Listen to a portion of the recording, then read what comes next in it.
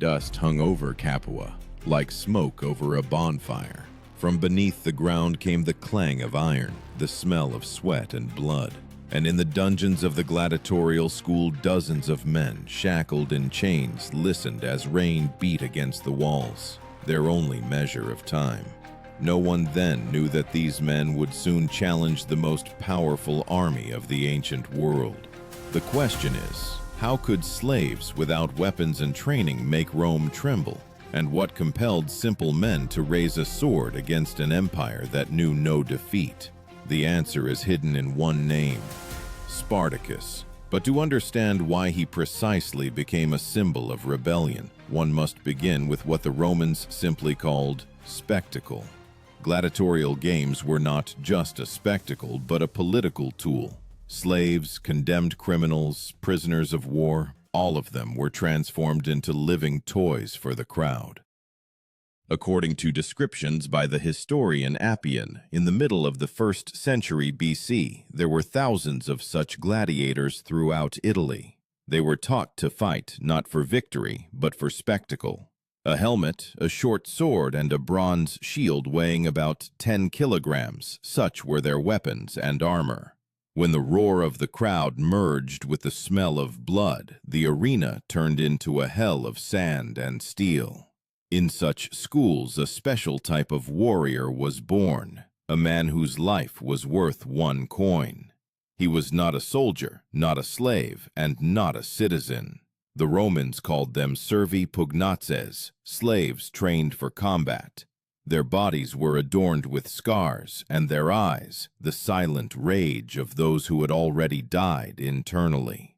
Archaeologists who excavated the remains of the gladiatorial school in Capua found bones with characteristic signs of training, fractures fused at an incorrect angle, and skull cracks.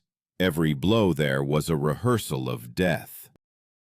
But in these same dungeons, a conspiracy is brewing that will change history. Among the slaves was a Thracian, tall, broad-shouldered, with a scar on his cheek. Sources write that he served in the Roman army before he was sold into slavery. He knew how a legion is formed, how an attack signal sounds, and what discipline is. His name? Spartacus. And when he first heard the word freedom from his comrades, it was not a dream. It was an order.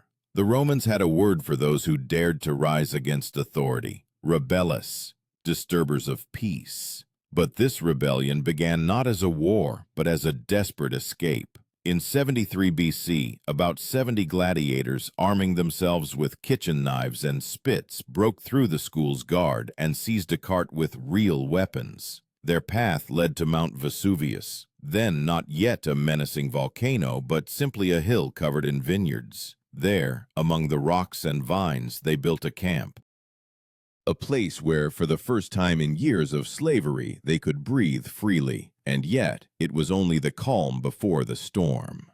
For Rome did not forgive such mistakes. While legions marched below on the roads of Italy, an army was being born in the camp on Vesuvius. An army that should not have existed. An army of runaway slaves, ready to die not for glory, but for the right to be human. On the slopes of Vesuvius, under the shade of grapevines, a new life was burgeoning. Exiles, murderers, captives, those whom Rome considered outcasts, now learned to stand shoulder to shoulder. They called each other brothers. According to Plutarch, Spartacus did not merely flee. He organized a detachment built on strict military rules. From the chaos of slaves, he created a structure that resembled a legion, but born not of command, but of despair. The Romans, confident in their invincibility, at first did not even take it seriously.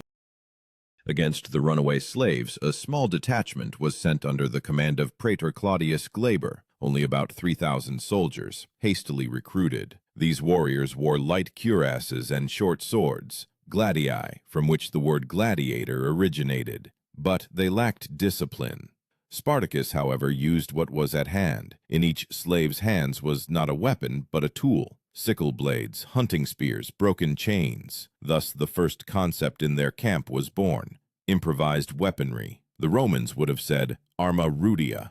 From kitchen knives they made daggers, from cart rims, shields, from chains, whips. But their determination became their most dangerous weapon. When Glaber surrounded their camp on Vesuvius, Spartacus understood. A frontal battle was suicide. Then he proposed a plan that historians would later call one of the most audacious in antiquity. The fugitives wove ropes from vines, descended a sheer cliff at night, and struck the Romans from the rear. Glaber's entire detachment was annihilated. From enslaved captives, an army was born for the first time in history that defeated a legion. Rome trembled. In the streets, Spartacus's name was discussed like a curse. The Senate convened an emergency session, and a full-fledged army was sent to the province of Campania under the command of Praetor Verinius. According to Appian's testimony, by this point the army of runaway slaves numbered no less than 70,000 men. They followed a man who had neither title nor nobility, but had a purpose. Every morning began with training. Spartacus made his men march, hold formation, and learn by signal. Warriors raised in slavery learned for the first time what discipline meant, not from fear, but from faith. Order prevailed in the camp. Theft was punishable by death, cowardice by expulsion. Even food was divided equally. One cauldron, one bread, one destiny. At this moment, a concept was born that would later become a symbol of resilience. Contubernium. This is what the Romans called a combat family, 8 people who ate, slept, and died together. Spartacus adopted this principle, and from slaves he created cohesive units. Each unit chose its own leader, but orders came only from him. This was no longer a revolt, but an organized force. Rome responded with cruelty. The rebels were pursued and executed without trial. But the more slaves died, the more new ones joined. In southern Italy, it was already rumored that every third peasant was ready to cast off the yoke. When Spartacus's army moved north, it resembled not a band of fugitives, but a moving storm. Women, old people, children, entire families followed him. According to various sources, their numbers could have already exceeded 120,000. In one of the battles near Mount Garganus, Spartacus once again demonstrated tactical genius. Verinius confronted him with 2 legions. The Romans formed in their standard formation, triplex acies, a triple line. But Spartacus used the terrain, forcing the enemy to advance into a narrow gorge where the legionaries' formation broke. His men rained down stones and spears from above, showering the Romans with a hail of arrows. When they began to retreat, he struck frontally, breaking through the center. Verinius fled, losing almost half of his army. Plutarch wrote that after this victory, Spartacus forbade celebrations and luxury. He understood that their strength lay not in plunder, but in order. He even ordered the fallen Romans to be buried with honors, a rare gesture for an enemy. This was a signal. They were not savages, but warriors. But in Rome, this gesture was perceived as a challenge. Archaeological findings confirm the scale of his movement.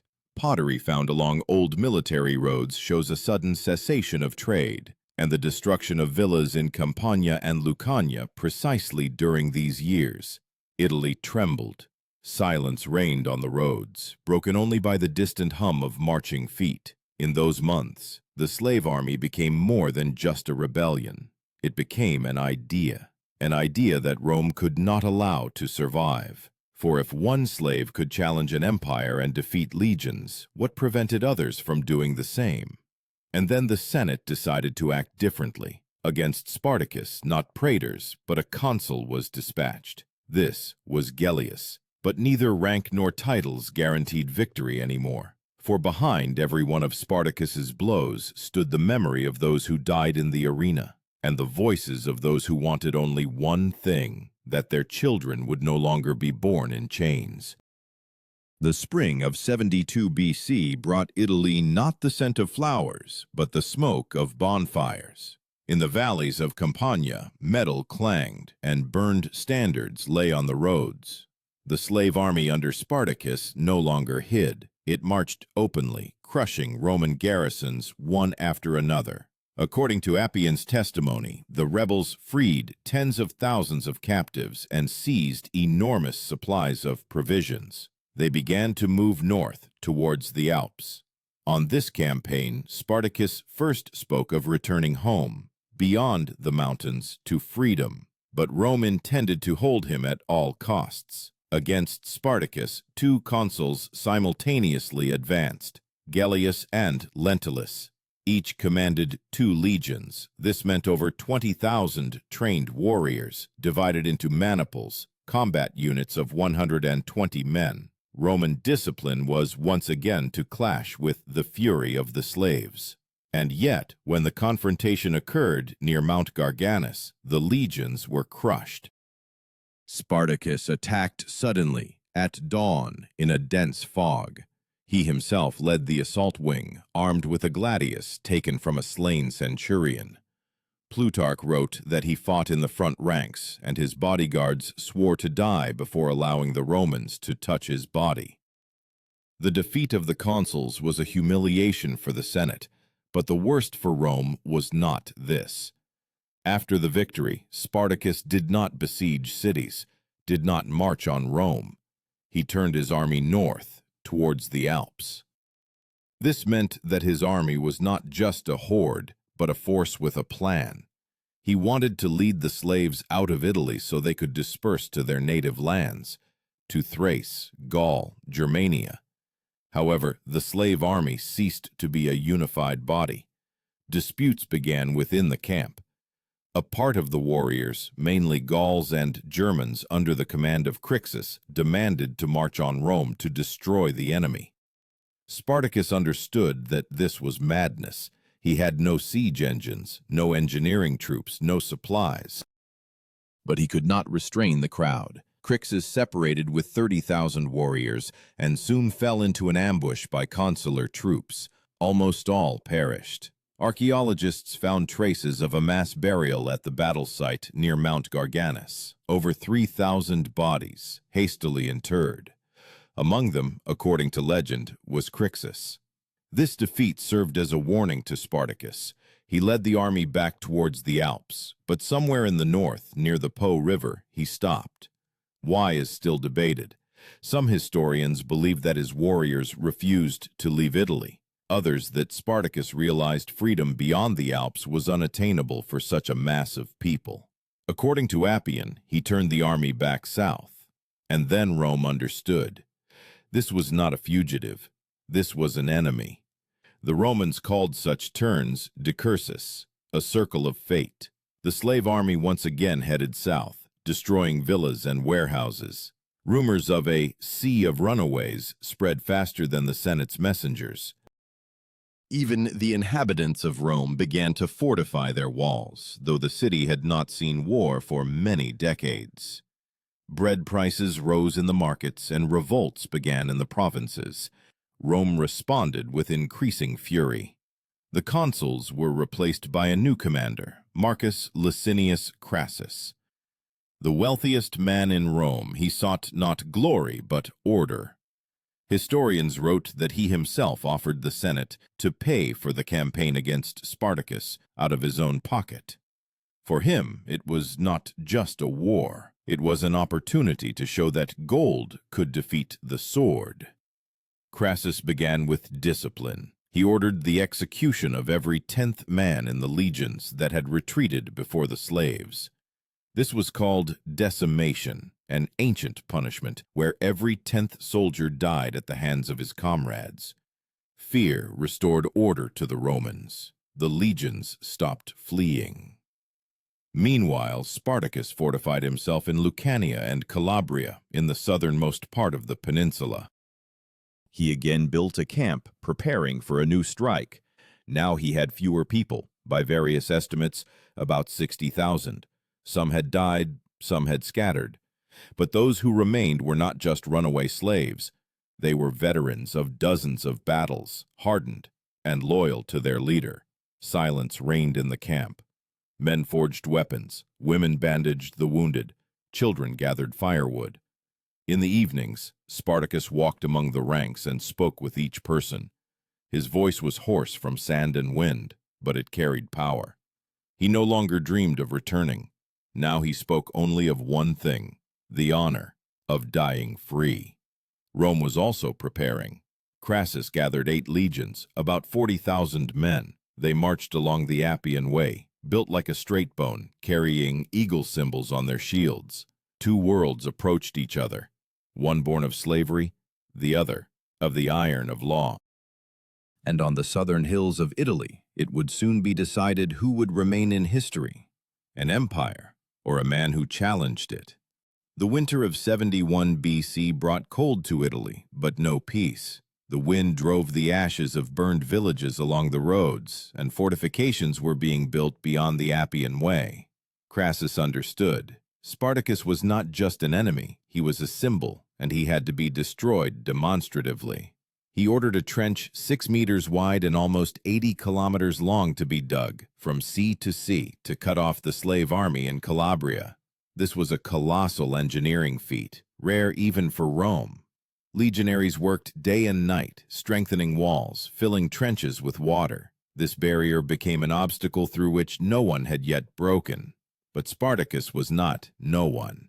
According to Appian's description, when his army found itself trapped between the sea and the rampart, he made a decision that caused many hearts to sink. On one dark, rainy night, he ordered a section of the trench to be filled with the bodies of fallen animals and bundles of branches. When the ground turned into a mire, thousands of people moved forward. They broke through the Roman fortifications, crushing guard posts and leaving behind only smoke and shouts. This was not an escape. It was a second birth. After the breakthrough, Spartacus was on the move again. He wanted to go north to Brundisium, where he hoped to transport his army to Greece. Some sources mention that he even tried to negotiate with pirates, promising them gold for ships, but they, as was often the case in the ancient world, betrayed him, took payment, and disappeared. When the army reached the shore, there were no sails, no allies, only the empty sea and a cold wind. Now he had no escape. Crassus's army was advancing from the north, and from the west, Pompey's legions, returning from Spain, were approaching. Italy was clenching like a fist. Then Spartacus gathered his leaders. He stood barefoot on a stone, a gladius in his hands. Plutarch wrote that he stabbed his horse before them, saying, "If we win, I'll take any of yours. If we lose, I won't need it." This was not the gesture of a madman, but a ritual, an oath that he would not retreat. The slave army prepared for the final battle. Their camp was located near the Silar River in the mountains of Lucania. Every smith turned iron into a sword. Every child carried arrows. Women prayed to gods that Rome had long forgotten. Among them, a rumor circulated that Spartacus had seen snakes descending from the sky in a dream, a sign that fate was near. The Romans built camps with precision worthy of an engineering marvel. Every trench, every tower had its place. Signals were transmitted using bronze horns, tubae. This sound, low and heavy, echoed over the valleys like a premonition of death. Spartacus knew, when the trumpet sounded, the end would begin. Before dawn, he lined up his warriors. The first ranks consisted of the most experienced gladiators, armed with short swords and round shields. Behind them were spearmen and archers. Their formation resembled a wedge, which the Romans called cuneus, a shape for breaking through the front.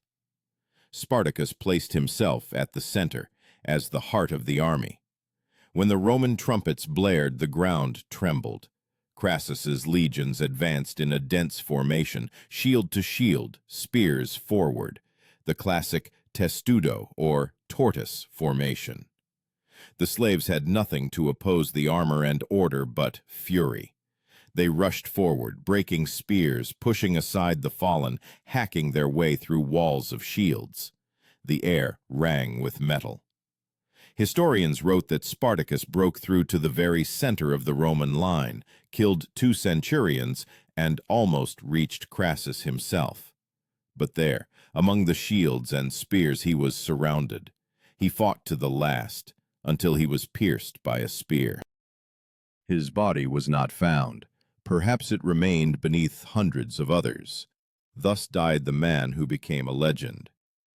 After the battle, Crassus ordered all prisoners executed. 6,000 people were crucified along the Appian Way from Capua to Rome. 6,000 crosses, 6,000 shadows swaying in the wind. Plutarch wrote that this spectacle lasted for weeks. Travelers passing along the road heard moans, saw bodies withered under the sun. It was a reminder that slaves were not supposed to dream of freedom. But archaeological findings later showed something different. In some places, the crosses were cut down, and nearby were fresh graves. Perhaps not all were killed. Perhaps someone survived and fled into the mountains. Perhaps Spartacus's spirit did not die where his body fell. Crassus's victory brought him fame, but not greatness. When Pompey returned from Spain and finished off the remaining fugitives, the Senate proclaimed him, not Crassus, the savior of Italy. Crassus gritted his teeth but remained silent. History rarely remembers those who won. It remembers those who challenged, and the wind in southern Italy still whistled among the desolate hills, as if whispering the names of those who once dared to stand against the world. And Rome, bound by law, saw for the first time that fear could come not from outside, but from within, from those it considered nothing. After Spartacus's death, Rome did not immediately realize it had won. Fear still lingered in the country. Winds from the south brought the smell of smoke and rotting flesh. Roads were strewn with the bodies of the crucified, and even Crassus's soldiers looked at them with disgust. Plutarch wrote that no triumph had been so heavy for the victors. It was a victory over a shadow, over an idea that could not be chained. The slave army disappeared, but its echo became part of Rome's very history. Crassus ordered the roads cleared, order restored, and property returned to slave owners. But, in essence, Italy lay in ruins. Hundreds of villas were burned, thousands of slaves killed or scattered. The economies of Campania and Lucania collapsed.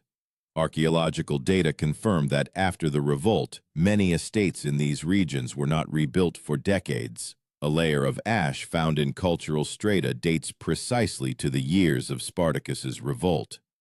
The Roman Senate hastened to declare the restoration of peace, but this peace was fragile. According to Appian, Crassus requested permission to celebrate a triumph, the highest form of military glory. He was refused. The honor of the victor went to Pompey, who arrived later and finished off the fugitives. Crassus received only an ovatio, a minor parade, without a chariot, without a laurel wreath. This humiliation became the cause of his cold hatred for Pompey, and pushed both towards future rivalry, which marked the beginning of the end of the Republic. But the most important legacy of the revolt was not in politics, but in the people. After Spartacus, the Romans reevaluated the system of slavery. Of course, not out of humanism, but out of fear. In some provinces, slaves began to be given more freedom, especially in military affairs and crafts. New rules for the treatment of gladiators were introduced. Schools were now under constant control and guard. Historians wrote that even the shape of gladiators' swords and armor changed to make them less suitable for actual combat. And yet it was not fear, but memory that kept people from repeating the revolt. The image of Spartacus, not a barbarian, not a murderer, but a man who dared to stand against the world, lived on in songs and legends. Romans disliked remembering his name, but increasingly whispered, "Servus contra imperium," a slave against the empire. Among the military, Crassus became an example of strict discipline. His decimations entered textbooks, a method of restoring order through fear. Soldiers knew whoever broke formation risked dying at the hands of a comrade. This became a symbol of Roman coldness, a law more important than a human life. Pompey, however, used the revolt for his own glory. His soldiers crucified several hundred more fugitives, and in Rome he proclaimed himself a savior. The people cheered him, senators showered him with praise. Crassus remained silent, but deep down understood. He had won with the sword, but lost in glory. This conflict, which began over the bodies of slaves, would soon lead Rome to new bloodshed, to civil wars. As years passed, the memory of the revolt did not fade. Historians debated, was Spartacus a liberator or a criminal? Plutarch wrote of him with respect, emphasizing his intelligence and humanity. Appian, with apprehension, calling him a frightening wonder. Even Cicero once mentioned Spartacus as an example of what happens when the lower classes lose fear. Archaeological findings of recent centuries confirmed the scale of the tragedy. Near Capua and along the entire Appian Way, traces of wooden posts were discovered, remnants of crosses. In some areas where the road crossed ancient fields, iron rings driven into stone were found, points for attaching chains. These traces are the only silent witnesses to that slaughter. Rome became more cautious. Spartacus's revolt was a lesson for it. Slavery is not just an economic system, it is a powder keg. Later, in the imperial era, revolts would flare up again in Sicily, in Africa, in Britain, but each of them would be suppressed even before the name of a new Spartacus could be uttered. And yet, time showed that the idea of freedom cannot be suppressed forever. Even within the stone walls of Rome, among the columns and forums, where slaves still carried water and pulled carts, a whisper sometimes sounded, "Spartacus lives." This was not a man, it was the memory that even those born in chains can rise above their masters. And although Rome survived the revolt, its heart was forever cracked. The empire learned to fear its slaves, just as it later feared its soldiers, because for the first time in history it saw that strength lay not in law or gold, but in those willing to die for the right to be human. Decades passed. The world for which Spartacus died had long turned to dust, but his name did not disappear. In the chronicler's records, it became a sign of alarm, a reminder that any power rests not only on swords, but also on the fear of those who live beneath them. Senators whispered that the spirit of Spartacus still hovered in Campania, where villas once burned, where the earth absorbed the blood of thousands. Descendants of those who fought in his army dissolved among the common people. Some became freedmen, others went into the mountains and lived as bandits.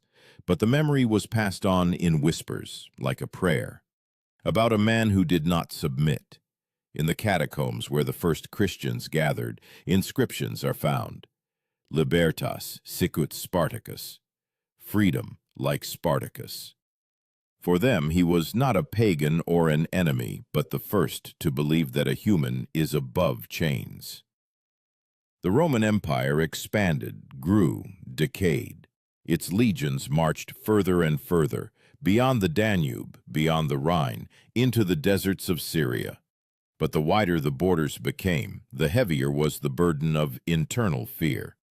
Every rebellion, every discontent of slaves reminded the senators of that winter when one man made all of Rome tremble. Historians of late antiquity tried to erase Spartacus from memory. In official chronicles, he was transformed into a bandit, a Thracian dog, a cursed gladiator. But the more persistently they tried to forget him, the stronger the legend grew. Already in the era of emperors, gladiatorial games became not just entertainment. They were an attempt to tame the fear of a new freedom. Every killing in the arena was a ritual, a reminder that power was still capable of suppressing rebellion. But when the arenas emptied in the 4th century and Rome began to crumble under the onslaught of barbarians, the old words resounded again, servus contra imperium. People remembered not the legions, not the senators, but Spartacus, a symbol not of defeat, but of resilience. Thus, the myth defeated the empire. Spartacus died on the battlefield, but his name outlived Rome, becoming what was feared and admired centuries later, living proof that freedom can begin even with a slave's cry.